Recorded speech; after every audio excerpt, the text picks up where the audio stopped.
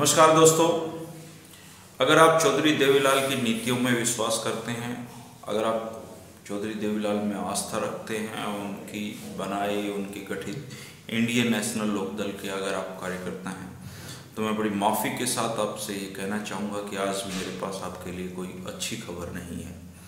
आज हम एक बहुत ही अहम सवाल पर चर्चा करने के लिए हम बैठे हैं और ये सवाल है कि अब इनेलो का क्या होगा। 2014 में 19 विधायकों के साथ प्रदेश में भाजपा के बाद सबसे बड़ी पार्टी बनी इंडियन नेशनल लोकदल आज अपने अस्तित्व के लिए जूझ रही है। वो 19 से 11 हो चुके हैं। चौधरी ओम प्रकाश चौटाला जी को सजा हो चुकी है, वो जेल में हैं। चौधरी अभय सिंह चौटाला जी जिनके पास पार्टी का दायित्व था, इनेलो 2 फाड़ हो चुकी है। इसके बावजूद वो जींद उपचुनाव में बुरी तरीके से हार चुके हैं। एक तरीके से जनता ने बिल्कुल उनको नकार दिया है। और रही सही कसर अब जजपा में उनके विधायक जाने के बाद अब गंगवा और केहर सिंह रावत जो 3 से विधायक हैं वो उनको छोड़ के चले गए हैं। और बीजेपी ने जिस तरीके से उन पर फील्डिंग लगा रखी है, उसको देखते हुए ऐसा लग रहा है कि इस लोकसभा चुनाव से पहले तक उनके पास बहुत कम विधायक, 7 तक भी ये पार्टी सिमट सकती है। तो जब इतनी बुरी स्थिति में जब पार्टी पहुंच चुकी है, तो निश्चित तौर पे ये सवाल खड़ा होता है कि अब इस पार्टी का होगा क्या। देखिए, जो आगामी 2 चुनाव हैं, पहले लोकसभा चुनाव और फिर उसके बाद विधानसभा चुनाव, ये तय कर देंगे कि चौधरी देवीलाल परिवार की विरासत आगे आने वाले समय में इनेलो के पास ही रहेगी या फिर चौटाला जी संभालेंगे या जननायक जनता पार्टी के रूप में उनका संघर्ष दुष्यंत संभालेंगे। दुष्यंत के लिए भी करो या मरो की स्थिति है और अब चौटाला जी के पास भी करो या मरो की स्थिति है। अगले जो लोकसभा चुनाव हैं, जो बिल्कुल सिर पे खड़े हैं, जो कैंडिडेट की तलाश छा रही है, सबसे पहली मशक्कत इनेलो को कैंडिडेट के चयन करने में आने वाली है। दूसरी सबसे बड़ी मुसीबत यह है कि आज के पॉलिटिकल सिनेरियो में उनका एक भी प्रत्याशी किसी भी एक लोकसभा क्षेत्र से 1 लाख वोटों की स्थिति पर भी इज्जत के साथ आने की स्थिति में लोकसभा चुनाव में उनकी इतनी बुरी हार होती है। तो आप ये तय मानिए कि चौधरी देवीलाल परिवार की सबसे जो निष्ठावान कार्यकर्ताओं की पार्टी है, ये भविष्य बिल्कुल अंधकार में है। अब बात करते हैं चौधरी देवीलाल परिवार की विरासत की। तो इनेलो की स्थिति आपके सामने है।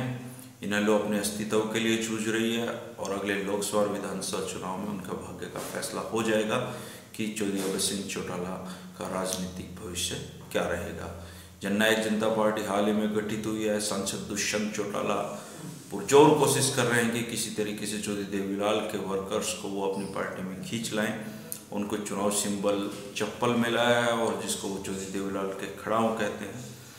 जींद उपचुनाव में दूसरे नंबर पर जननायक जनता पार्टी रही, लेकिन अगले जो लोकसभा चुनाव हैं उनमें सबसे बड़ी जो दिक्कत है दुष्यंत के सामने खुद की सीट बचाने की है। जननायक जनता पार्टी का जो फिलहाल जो प्रभाव दिख रहा है वो रोहतक में आंशिक है और इसके अलावा केवल हिसार और भिवानी में वो लोग थोड़ा मजबूत स्थिति में लग रहे हैं। लेकिन इन स्थिति में भी जीत के लिए बहुत ही पुरजोर उनको कोशिश करनी पड़ेगी, जो अभी बहुत दूर की बात लगती है।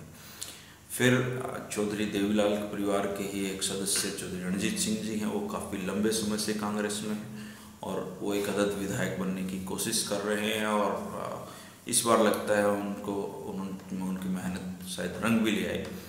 और इसके अलावा भाजपा ने भी चौधरी देवीलाल परिवार में सेंध लगाई है।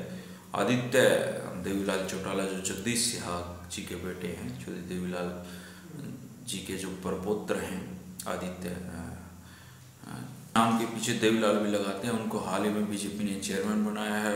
और वो अभय चौटाला जी की पत्नी कांता देवी को लोग जिला परिषद चुनाव में हरा के पार्षद बने थे और अब बीजेपी उनको एक किस्म से सिरसा क्षेत्र में चौधरी देवीलाल परिवार का असली नुमाइंदा साबित करने की कोशिश कर रही है।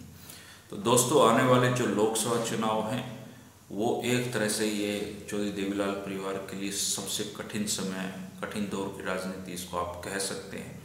अभय चौटाला जी नेता पक्ष से विपक्ष से आज हटा दिए चुके हैं, उनकी सुविधाएं भी इसी के साथ समाप्त हो जाएंगी।